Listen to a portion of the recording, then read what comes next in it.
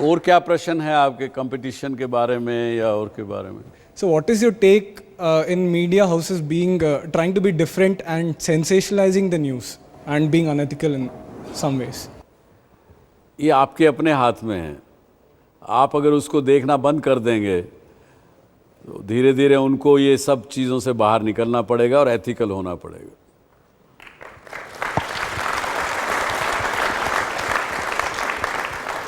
सोचिएगा ज़रा इस बात को, क्योंकि ये जो पर्टिकुलर क्वेश्चन आपने इस इंडस्ट्री का, इस कंटेंट का पूछा ना, इस पे ये एप्लीकेबल हो सकता है। आपको लगता है कि कोई सामने वाला अनएथिकल है, just remote is in your hand, change it. On the other hand, हर एक ये इस प्रकार की चीज़ हो गई कि वन अपमैनशिप आज के दिन में चल रही है। मैं किस प्रकार से कितनी ज़्यादा अटेंशन लोगों की लूँ, क्योंकि आप जो सोचते हैं इसमें इस डबल लोग इस प्रकार के भी हैं अपने देश में व्यूअर, जो कि खुश होते हैं कि एक ताकतवर आदमी को एक जर्नलिस्ट अगर सेंसेशन करने के द्वारा या किसी द्वारा उसको शटअप करवा देता है तो उसको भी लोग कई पसंद करते हैं। सो दोनों तरह की चीज़ें हैं। अल्टीमेटली एवरीबडी नोज कि कौन क्या सच्चा है और कौन गलत है। अल्टीमेटली ट्रूथ प्रिवेल्स, और ये भी सेंसेशनलाइजेशन ज़्यादा दिन नहीं चलती और नहीं चलेंगी, ऐसा मेरा विश्वास है। सर आपसे पूछना था कि जैसे अगर मैं किसी कंपनी का सीईओ हूँ तो मेरे को पता है कि जो कस्टमर्स हैं वही मेरे को रेवेन्यू जनरेट करके दे रहे हैं। कंपनी स्टैंड ही अपने कस्टमर्स के बेस पे करती है, और जो मेरा कस्टमर्स तक पहुँचने का तरीका क्या है, वो मेरे एम्प्लॉयज़ हैं, जो मेरा वर्कफोर्स है। तो how can I motivate my workforce, क्योंकि वही है जो मेरे को कस्टमर्स के पास लेके जाएंगे और मेरा बिजनेस लेके आएंगे। तो आप जैसे इतनी बड़ी कंपनी है, आपका मतलब कस्टमर से आप रिटेन करते हैं, तो how do you motivate your workforce कि वो कस्टमर से आप कैसे रेवेन्यू जनरेट करें, क्योंकि एक एम्प्लॉय ही है जो आपके लिए रेवेन्यू ला सकता है और कस्टमर से ही ला पाएगा। ये तो एचआर का क्वेश्चन है आपका, ह्यूमन रिसोर्स डेवलपमेंट का, क्यों? ऐसा ही है ना? Yes, sir. अब इसके अंदर तो एक पूरा सेशन ही लग जाएगा, लेकिन अगर संक्षिप्त में मैं कहूँ आपको कि आपका एम्प्लॉई या आपका जो फील्ड फोर्स है वो कैसे मोटिवेटेड रहे, उसके लिए आपको एक अच्छा मैनेजर बनना पड़ेगा। मैनेजर से मतलब अगर दो आदमी भी एम्प्लॉय भी आपके पास हैं, आप उनको ठीक से मैनेज कर रहे हैं कि नहीं कर रहे हैं। आप उनके, जब वो अच्छा काम करें तो तुरंत आप उसको अप्रिशिएट कर रहे हैं कि नहीं कर रहे हैं। जब वो काम ठीक नहीं कर रहे तो उनको फीडबैक तुरंत दे रहे हैं कि नहीं दे रहे हैं। ऑनेस्टली फीडबैक दे रहे हैं कि नहीं दे रहे हैं। जितना ज़्यादा आप उनको ऑनेस्टली फीडबैक देंगे, ऑनेस्टली फीडबैक लेंगे, वो एम्प्लॉय मोटिवेटेड रहेगा। जैसे कि हमने पहले इस सेशन में, इससे पहले जो बात की कस्टमर की, कस्टमर को आपको फ्रॉम ए सेटिस्फाइड कस्टमर आपको अपना उसको ब्रांड एम्बेसडर बनाने के लिए क्या करना है, जो हमने चर्चा की। इसी प्रकार से एम्प्लॉय भी, आपका जो फील्ड फोर्स है, उसको ये विश्वास होना चाहिए कि एक तो आप कंपनी जो चला रहे हैं बड़ा एथिकली चला रहे हैं, जो वो बात कर रहा है दूसरे कस्टमर के साथ वो सही कर रहा है, झूठ नहीं बोल रहा है, आप उसके साथ अच्छा और एकदम यानी जेन्युइन व्यवहार कर रहे हैं।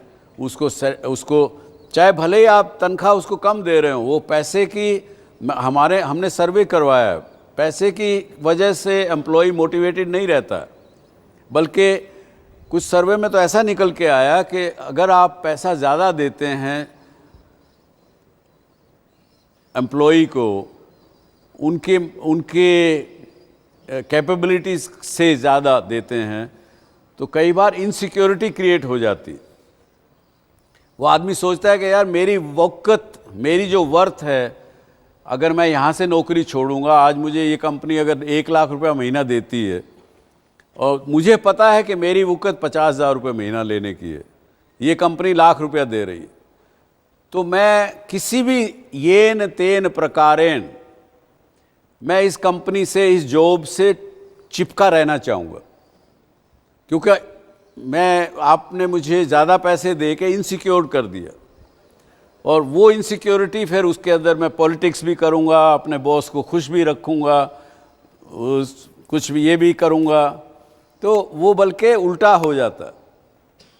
सो to give and take feedback is the right thing. और अगर यही मैंने पिछले सेशन में कहा था, आप हमारे DSC शो के ऊपर लॉग इन करेंगे तो संवाद करके छोटा सा बुकलेट है, वो उसमें है ही ये कि संवाद means communicate with your employees and yourself and you will have a motivated employ. Sir, आपने कहा कि अगर आप छोटे हैं, आपको टक्कर लेनी है गोरिल्ला से, तो आपकी क्या स्ट्रैटेजी रहेंगी। बट अगर आप गोरिल्ला हैं और आपके सामने कोई छोटा चूहा आपका एरिया कैप्चर कर रहा है, तो उस टाइम आपकी क्या स्ट्रैटेजीज रहेंगी। अगर मैं गोरिल्ला हूँ और मेरे सामने अगर एक वीक कंपेटिटर आता है, तो जो आज के मैनेजमेंट की थ्योरी है वो तो यही कहती है कि मैं कुछ भी ऐसे एक्शन करूं जिससे वो किल कर सकूं उसको। लेकिन पर्सनली मैं ये नहीं सोचूंगा कि वो एक राइट स्ट्रेटजी होगी।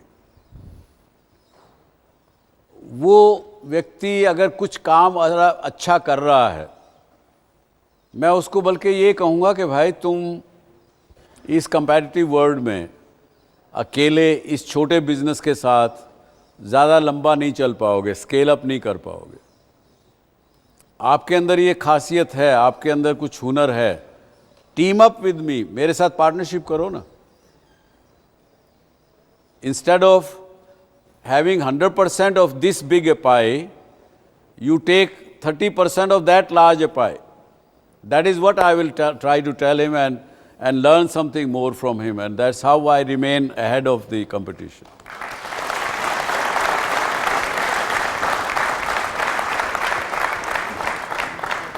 My question is that there's a perception in the country that people with the right contacts can become bigger and bigger in the business. However, a person who is new cannot compete with them due to crony capitalism and aspects such as that. Do you actually see India moving towards a level playing field for each and every individual citizen, similar to countries in Europe and United States in terms of business? एक तो आपको ये perception निकालना पड़ेगा आपके दिमाग से कि यूरोप और अमेरिका में एक लेवल प्लेइंग फील्ड है। और मैं ये कहने की ज़रूरत कर रहा हूँ क्योंकि जबकि ये ओपन शो है और ये एयर पे जाएगा, वहाँ पे नॉन लेवल प्लेइंग फील्ड ज़्यादा है हमारे यहाँ से। नंबर 1, ये अपने तजुर्बे के हिसाब से बता रहा हूँ मैं आपको।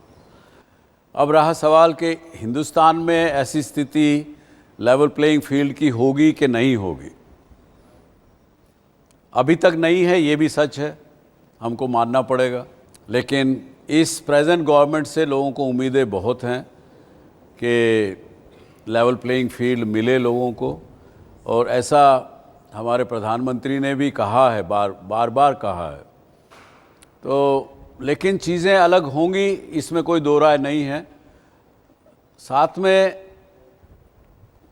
इतनी चीज़ करने वाली हैं। अगर मैं ये कहता हूँ कि अगर मैं आज इस एज में ना होके अगर मैं 30 साल यंग होता और आज का वातावरण मुझे मिलता, तो मैं शायद 20-25 बिजनेस और खड़े कर देता।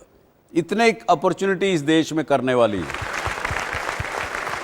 मेरा आजकल आप देख रहे हैं, आजकल एक ट्रेंड आ गया है जहाँ पे जितने भी आपके मीडिया हाउसेस होते हैं, they being owned by corporate proprietors, तो they have several obviously vested interest. So news को ऑथेंटिक, रियल और एथिकल रखने में कितना कॉन्फ्लिक्ट ऑफ इंटरेस्ट आता है, मैं आपसे पूछना चाहूँगा। ये तो पेचीदा सवाल तो नहीं है, ये तो पॉलिटिकल सवाल ज़रूर है। कॉन्फ्लिक्ट ऑफ इंटरेस्ट तो होते हैं, और कॉन्फ्लिक्ट ऑफ इंटरेस्ट उस मीडिया हाउस का बिजनेस और ना भी हो तो भी कॉन्फ्लिक्ट ऑफ इंटरेस्ट आ सकते हैं। मुझे ऐसे भी कंपनीज हमारे यहाँ भी हैं और वर्ल्ड में और जगह भी हैं जिनका बिजनेस मीडिया के अलावा कुछ भी नहीं है, फिर भी कॉन्फ्लिक्ट्स हैं वहाँ, क्योंकि जिन लोगों को मीडिया को टर्न करना है, जिनको अपना स्टीयर करना है पब्लिक ओपिनियन को, वो इतने वेल ऑयल्ड मशीनरी रहती हैं पब्लिक रिलेशन की, किसी न किसी रूप से उस मीडिया कंपनी में किसी न किसी को पकड़ के कैसे भी उस ओपिनियन को मोल्ड वो करवा लेते हैं, कर सकते हैं। ये पीछे भी होता है, आगे भी होता रहेगा। तो your answer to your question is yes and no both. अगर दूसरे बिजनेस हाउस ने मीडिया इसीलिए ओन करना चाह रहे हैं कि ताकि वो ओपिनियन अपने फेवर में कर सकें, तो वो एक स्थिति है। एक दूसरा ये भी है कि आपका रेगुलेशन क्या कहता है, is your regulation well defined of the country, ताकि ऐसे वेस्टेड इंटरेस्ट उसमें कंट्रोल ना कर पाएँ। कई प्रश्न है इसमें। तो पर as I said, answer is that even if there is no business interest, even then they can be kind of influenced by the interested parties. Okay? So with this, I would like to say thank you very much to all of you.